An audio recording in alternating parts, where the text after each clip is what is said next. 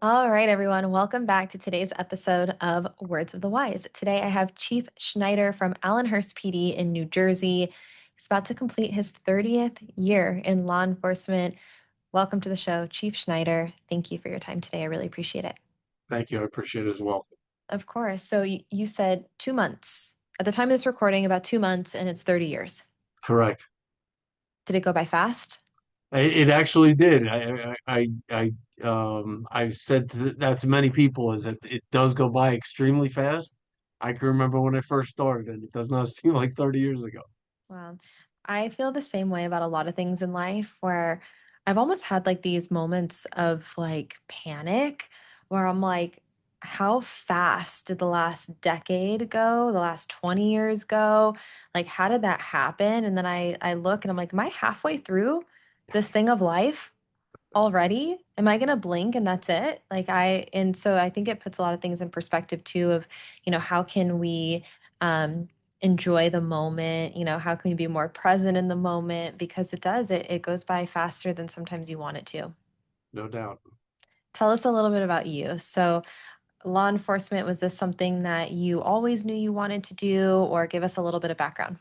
So I tell people all the time I'm doing what I've always wanted to do. I've wanted to do this since I was a little boy.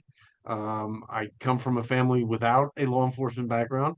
Okay. The only person that we had in our family with any kind of law enforcement background was my grandfather, who worked for U.S. Customs. But now my brother and I are both in the occupation. Like I said, always wanted to do this, and as I got older, not only did I know I wanted to become a police officer, but I knew I wanted to get into traffic safety. So that was very big for me for the majority of my career, up to and including my current rank. Because the part about police work that I like the best is hopefully preventing that bad thing from happening in the first place. Whereas the investigator, the bad thing's already happened and they're trying to put the pieces together. A good traffic safety program could hopefully prevent that tragedy from happening in the first place. So I'm very happy to be doing what I'm doing. And that being said, the occupation has changed so much over the years that I'm actually happy that none of my three boys want to follow in my footsteps. It's so funny that you say that because I would say, like, most people I talk to in this profession had the same thing. They're like, I really hope my kids don't want to. And then it's almost like they all do. Like there's a lot, it's almost like you have to play like reverse psychology on people. You're like, no, I really, really want you to be here in hopes that they like rebel against what you say because that's what, kids tend to do. But it's so funny. Everyone's like, I really hope that they don't follow in my footsteps because it's a really hard career. And it sounds to me like out the gate, you really had this kind of mentality of being proactive. You wanted to focus on the preventative side of things, which is a really different mindset. I think that as human beings, we all are a little bit more reactive by nature. And so it sounds like you came into this career being like, no, I want to see how we can get in front of some of these things and try to reduce the risk of some of these things happening in the future. Do you know why you had that mentality, or was that something that you were kind of born with, or did you see something happen where you were like, this is where I want to be and this is how I want, to get in front of things? Yeah, that's a great question. I think I've always been like that. And, if somebody would have told me 30 years ago that I would have ended up working in such a small town, our town is less than a square mile. And I would have said, absolutely no way. I didn't want any part of a small police department when I first got hired. And what happened is I ended up getting hired by one of the smallest police departments in our county. And I've been very happy at it. To have the personal relationships we have with our residents, to get to know the kids from the time that they were barely walking and now they're going into law school. It's awesome to have that kind of relationship and to have that proactive mentality of the police department where we pride ourselves on things not happening Yeah. versus taking care of things when they do happen. I love that you talked about the community too, because we know that right now is a difficult landscape. It's harder to get people to want to do the career of law enforcement. And for you to say, hey, like we start developing relationships really early on in the community where we know them at a really young age. And then now we see them accomplishing other things within their lives. And I think that that is also a really important reminder that, it's not just being proactive with crime, but how can you also be proactive in building those relationships in the community? How can you be proactive in, setting the, um, experiences and mindset of people and the experiences that they have with law enforcement earlier in their career or in their lives.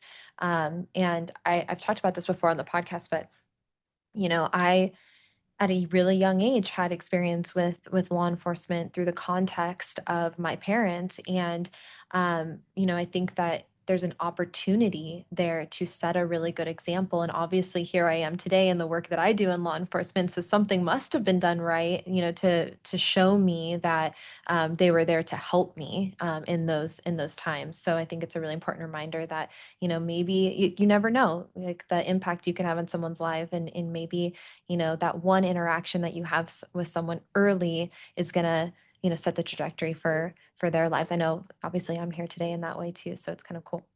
100%. And you mentioned community, and I've said for many, many years that community policing has become too much of a tagline or a Mm, slogan, but it's not actually followed. So what did I do? I was blessed enough that I ended up working in a town where community policing is not our tagline. It is the foundation of everything that we do in this town. yeah. And I've never forgotten the words that I heard from somebody. It's got to be at least 35 years ago now. And the phrase was, the police should be a part of the community, never apart from the community. And I've never Mhm. forgotten that. I actually printed that out and it's been hanging in my office for many years. I love that. I'm a really big proponent for challenging the way that we do things and the way that we think. And I think that a lot of times, because I think wellness can be one of those things too. I think that wellness can be one of those taglines too, where it's like, yep, we got wellness and it's a checkbox and it's a lot of lip service Mhm. and not a lot of action. And so I think that it's important to take a look at it and be like, are we actually doing these things? Are we putting these things into action? Or are we just saying that we're doing these things? And, it's a lot of, like you said, the taglines, the lip service of saying that we do it. So I appreciate you saying that because I do think that not only, I wouldn't say just organizationally, I think that we can take a look at ourselves, personally and ask ourselves, like, are we doing certain things that we know we should be doing or that we say that we're doing or not? 100%, 100%. What is your, in the context of wellness, what is your personal experience with, how this career can impact you? Obviously, you've been in this career a really long time. Wellness was not talked about.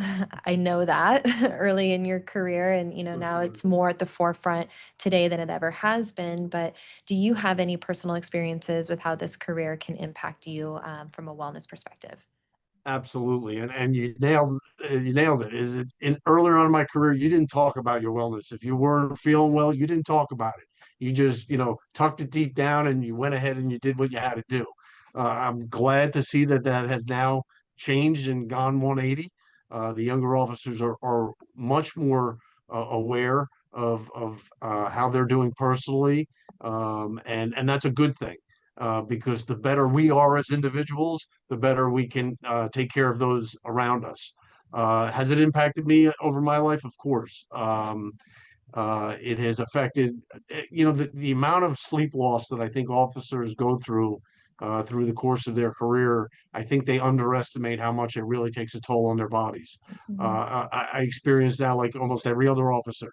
And when you're a younger officer and, maybe you get married and start having kids, and, that in a normal sense affects somebody's sleep patterns tremendously. And then you tack on the schedule work and the extra hours and everything like that on top of that, it does take a toll, and it has taken a toll on me personally. I've seen that over the years. I've had my own health concerns that have really opened up my eyes and made me look at things differently than I did 30 years ago. That's for sure. Yeah. I think that sometimes unfortunately we have to go through certain things to like have those moments of clarity of like, oh no, now I need to focus on it. And my hope is that, the younger generation can learn from these conversations and learn from people who have done it before them and not have those same experiences. Take that proactive, preventative approach, knowing that these things can happen, they have happened because of your career and the amount of stress and lack of sleep that you're under. They're more likely, I wouldn't say they're likely, but they're more likely to happen. And so if you know that things can happen and might happen, then how can you take it upon yourself to be proactive in the wellness space? I love that you brought up sleep. I would say sleep is one of the top, topics of conversation right now. I think there's a lot of science and data that's coming out and showing really how detrimental it is. I saw a statistic that said that even if you got, I think it was like one night or maybe multiple nights, don't quote me on this, we'll have to look it up and like fact check it, but it was talking about, if you don't get enough sleep over, only a couple nights, that you are operating as if you have a BAC of like 0.08. So it was saying that like your reaction time, your decision making is similar to that of being impaired. And I thought that was a really powerful statistic because we know that sleep deprivation is a thing. We know that you guys are working long hours. We know, and so what is the solve to that? How can we put in place measures to improve the quality of sleep so that you can make effective decisions, that you can, have the response time, and the reaction time that is safe. Absolute truth to that, and I've talked about that for many years too. Is it? And you're absolutely right. There is a direct correlation between that driving while exhausted and the way that person is driving. They are driving almost like they're impaired themselves. Absolutely Mhm. right on that. Yeah.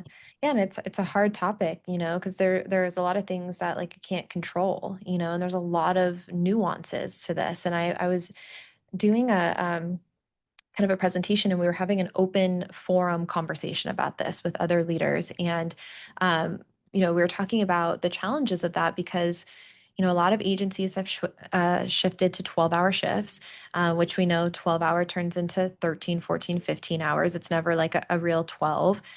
People are still picking up overtime because, they want the extra money. Maybe they just started a family, or, maybe they bought that truck that we all told them not to do. And, now they need to have the overtime to pay for the truck.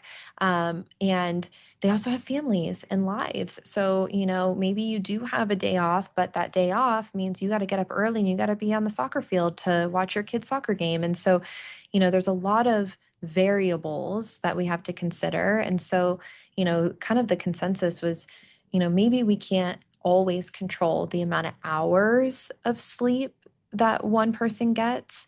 We're not telling you not to go to your kid's soccer game, but how can we improve the quality of that sleep?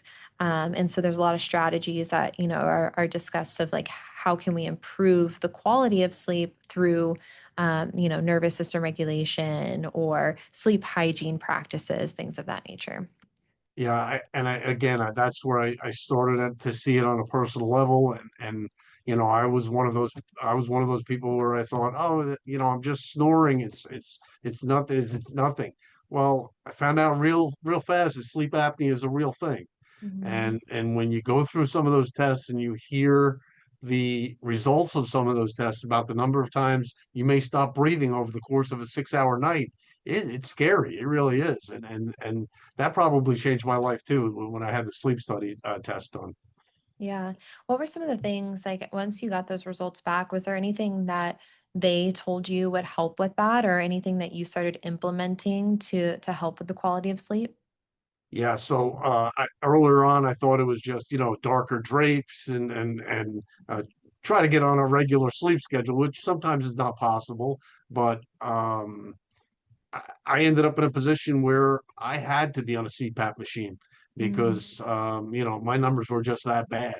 yeah. And once I started sleeping with that CPAP machine, it was like wow, it was a game changer. It changed my life. Like I couldn't believe how exhausted I was walking around compared to well, now I actually feel well rested. This is what real sleep actually feels like. It was a Mm. game changer.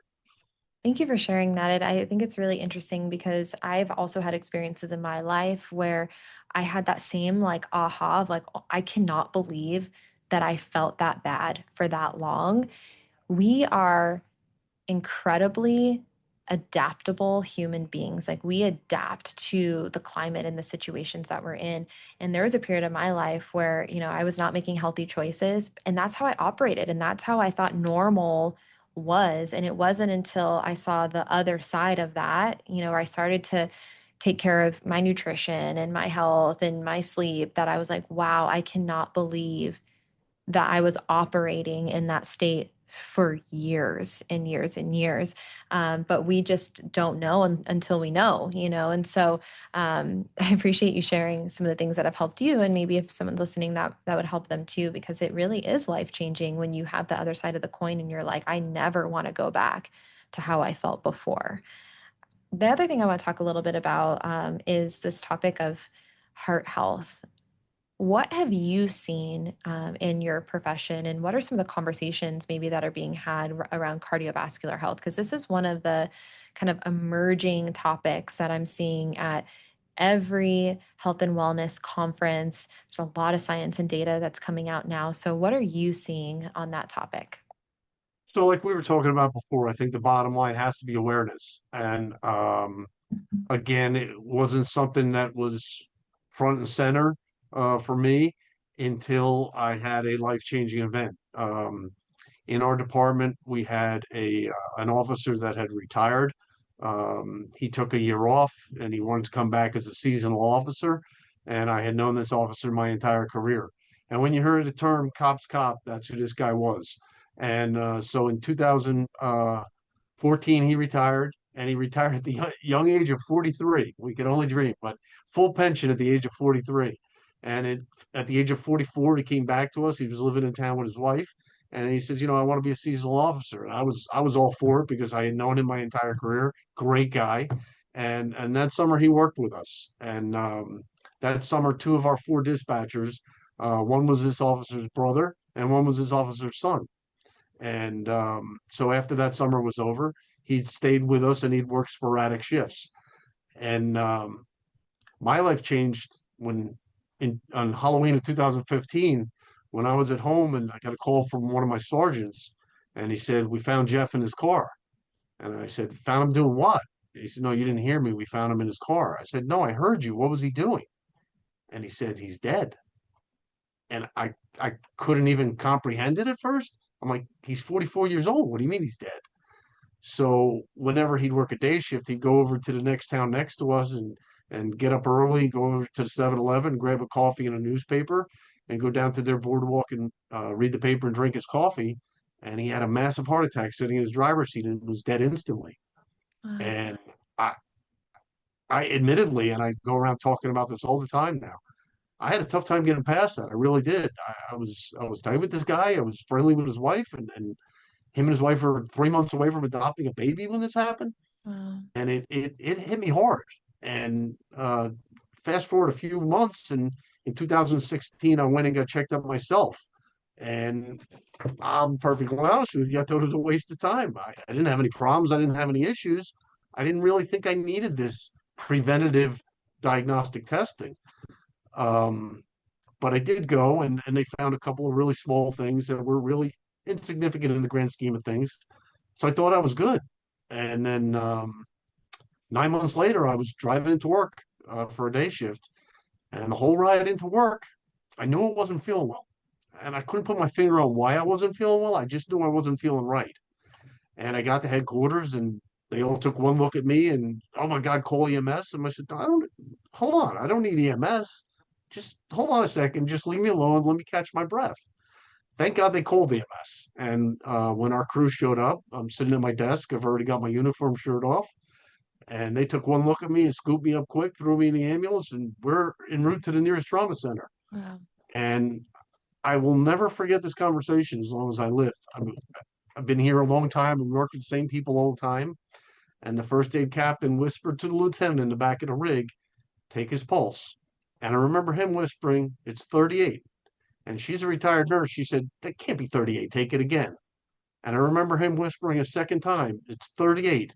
And the last thing I remember was the siren going on. And I woke up in the trauma center.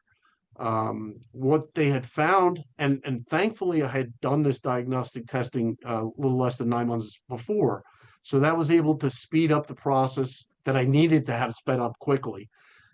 And the doctors had told me that if I had not done that 9 months earlier, that I wouldn't have been able to have that process sped up like I needed to.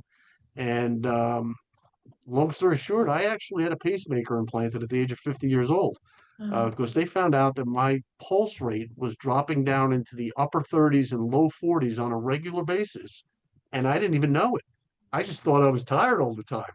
Well, no wonder why I was tired. So that really changed my life in a lot of ways.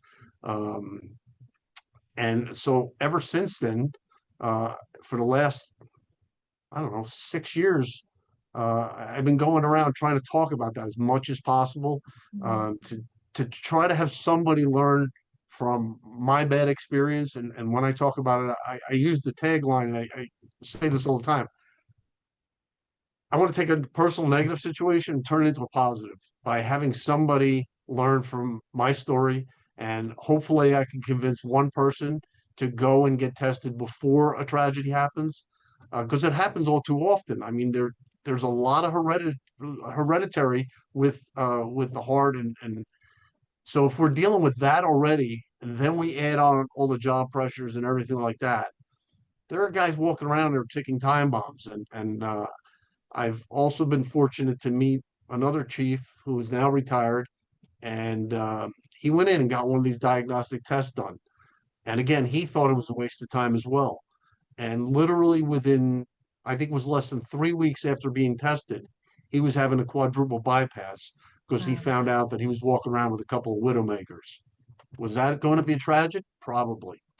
Wow. I'm thankful that he found out before something bad happened, but how many of us are walking around like that we don't even know?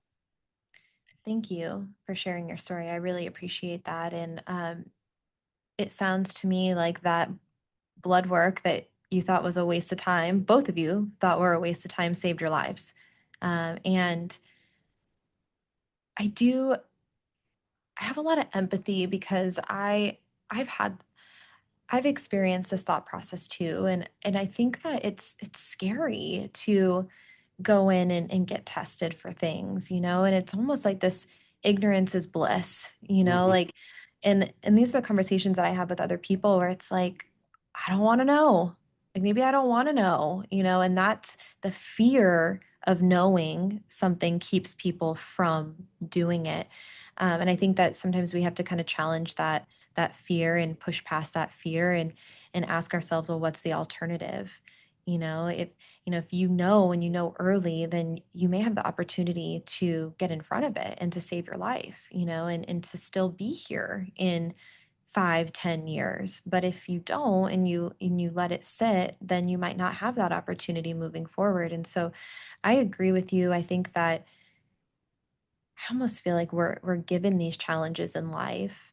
And regardless of whatever anyone believes in with spiritual you know beliefs, I think that we're given these challenges in life, and what we do with those challenges is so important. And I do think that when we go through stuff like that, us having the courage to talk about it can save someone else's life too.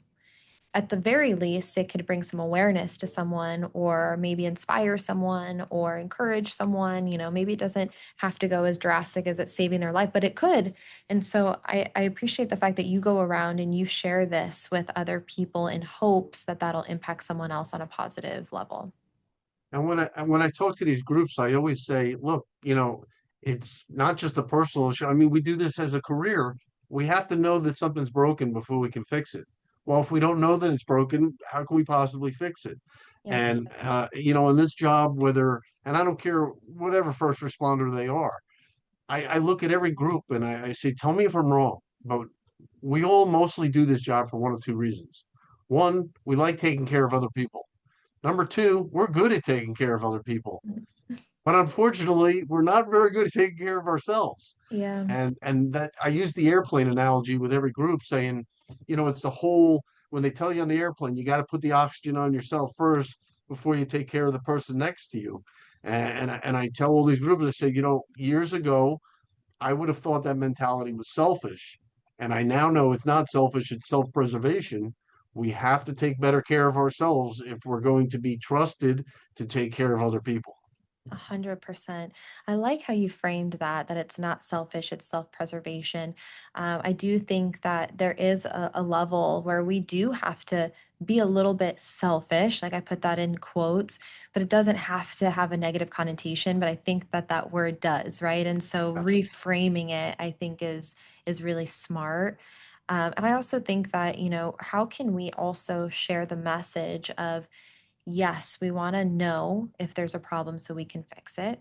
But what are some of the things that we can do to, try to prevent some of those problems from happening in the first place? And that's a whole long conversation that we can have about, different resources and, steps that can be put in place. But I think we can agree that we know that stress is really hard on our bodies. It's really hard. It impacts sleep. It's hard on your heart. It impacts everything. So I think if we can take a look at that as maybe a stepping stone of, okay, well, especially you guys, you're under an incredible amount of stress, cumulative stress, and it's really hard for you guys to downregulate, right? You kind of go up and down and up and down all the time. So how can we put in place nervous system regulation to downregulate and try to offload some of that stress? What are some of the outlets, healthy coping outlets that you can put in place? Maybe that's a talk therapist, maybe it's a hobby, maybe it's working out, it's fitness. We know that fitness is really important. So I think that we can start to also zoom out a little bit and say yes as early as you can. And I always tell people, like, do it. It's funny. Okay, so I used to say this. I say just, do these things, like going to the dentist. Like you go to the dentist every year and it's just like a normal thing. And everyone looked at me and they're like, that's not a normal thing. Like we don't go to the dentist every year. I'm like, what do you mean? Like Yeah. I go twice a year. You go every 6 months, right? Like that's like a normal thing. And they're like, no, girl, like I haven't been to the dentist 4 years. And I'm like, okay, I got to come up with a different example here. But how can we just make it? It's not a thing of like you're broken, but it's like it's just what we do every single year. We go and we get the certain, blood work and checkups that we need to be preventative.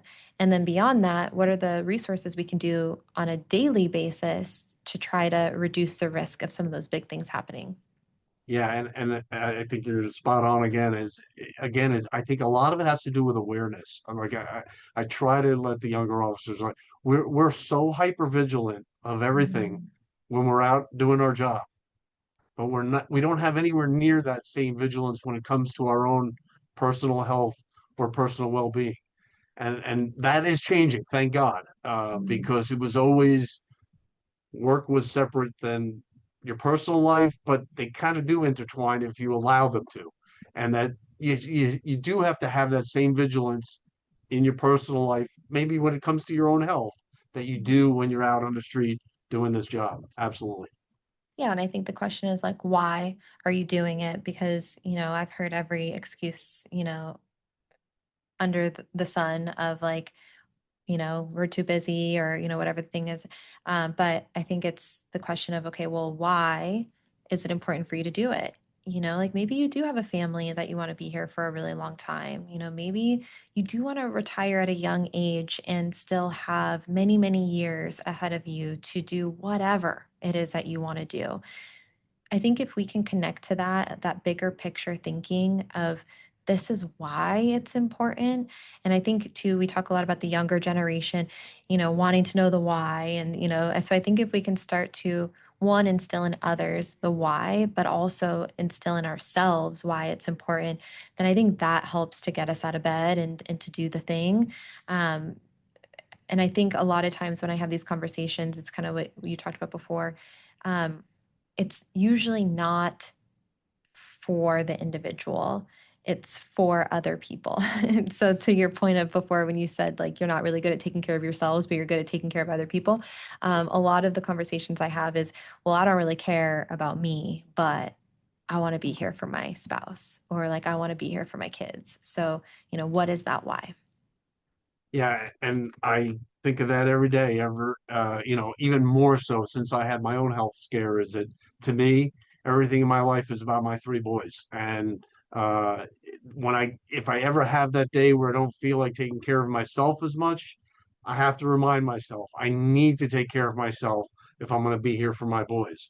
And yeah, you know, one of the transitions and I've been thankful about this from the beginning is that, and one of the aspects, especially on this job, is that that you get that involvement of alcohol, and I saw that growing up with an alcoholic parent, and I was conscious of that from day one of being a police officer because I know that's probably one of the more common crutches that some officers will turn to, and that was one of those areas that I was very aware of, very cognizant of from day one, and I Yeah. did not want to go down that road.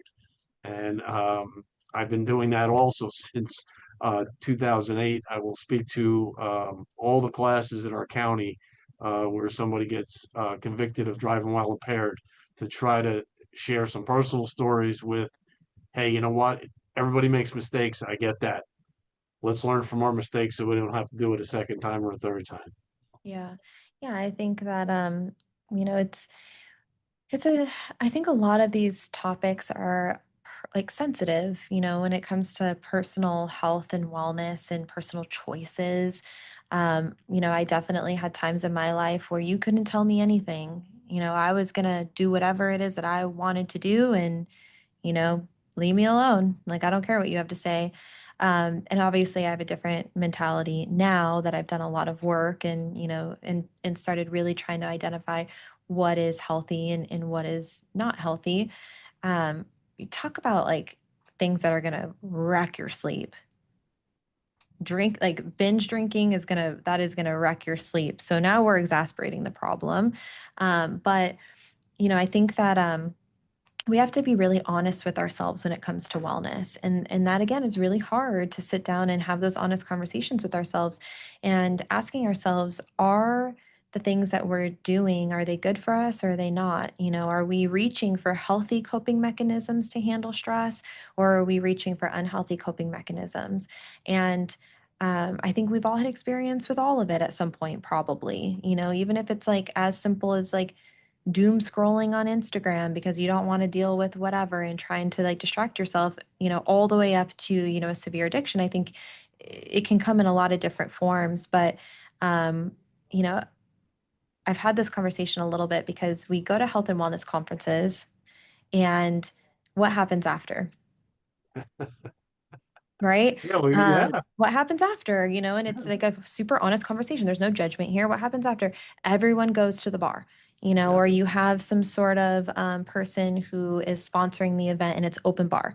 And there's, tickets everywhere, and yeah, everyone's, getting unlimited tickets. And then you have the hospitality room, and, that goes until 2 o'clock in the morning. And then you have everyone showing up hungover for a wellness conference. This happens, and you look at it, and I think it's that honest question. It am I do I would say am I are people doing this because they're on vacation and they maybe haven't seen their colleagues in a long time, and it's like the first time that they can get out and really connect with their colleagues, and it's fun and it's innocent and it's like a one off. I can like understand that, mhm. or is this like a reoccurring thing, and like we're doing this because like we just don't want to deal with the stress. And so I think that we just have to kind of take a look at certain things, ask ourselves those questions, are we doing this in a healthy way or an unhealthy way? And then if it is an unhealthy way, what are the things that we can do that can set us on a healthier path? And I'll Yeah. jump I'll jump off the soapbox. No, I think you're 100% because that pattern sneaks up on you quickly, Hmm. and that pattern is in place before you even recognize it most of the time. It starts off as though you think it's an isolated incident, and all of a sudden you're like, oh my God, this is my life. It Hmm. wasn't just a one night. This is my life. Yep. And yeah, that pattern sneaks up very, very quickly. Yep, 100%. And I think through these conversations, it just, like you said, it brings awareness. I've talked about this before on the podcast, but I really believe that there's three steps that we have to take for growth. One is awareness. So, everything we talked about, like how can we just at least have awareness around a challenge or a problem? The second one is education. So, once we have the awareness that there maybe is a challenge or a problem, then what are those things that we can do to, help alleviate that or, get us on track? And then the last one, and this is the most important, is implementation or action. So, we can have awareness about something and we can know how to fix it, but until we actually do the thing, we're never ever going to see change or growth. And so I think that that conversation has to happen of, okay, step one, awareness, step two, education, step three, action. And maybe, we start taking action and then we fall back to the awareness. We fall off and then we have to like start from square one. But I really want to kind of emphasize that you can know everything, but until you do it, you're never ever going to see change. Spot on. And that action may be the hardest part. A hundred That's percent. the part that's going to make the biggest difference, right? So, and again, it can't just be about I'm saying this, I have to do something. And so with our officers, I talk about the cardiovascular stuff and everything like that, and I said, but then, like you said, there's got to be an action. So, okay, I'm telling you how important this cardiovascular diagnostic testing is. It's great for me to say that, but what is the action going to be?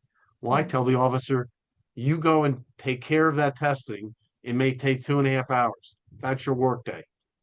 You don't have to take a sick day. You don't have to take a vacation day. I'm paying you. Go ahead and do that. That's your work day.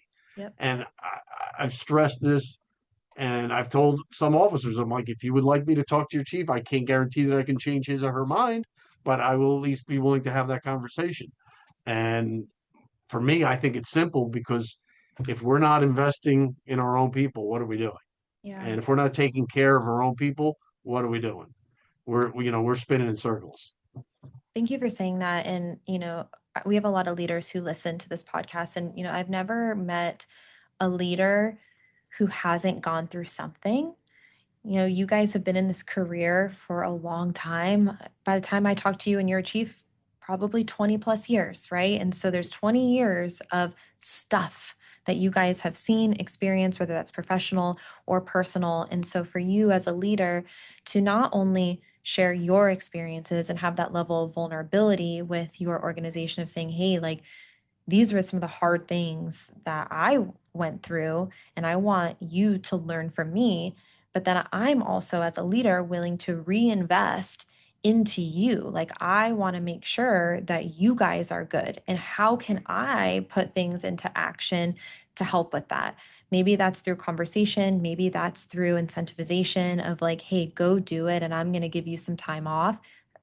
I think that's great. And I think that we can continue to have these conversations and anyone who is listening, trying to challenge maybe like, are there ways that I can show up for the team? Are there ways that I can, incentivize people to take care of themselves? Because sometimes it does take a little bit of a carrot to get people to No, do the thing. no doubt.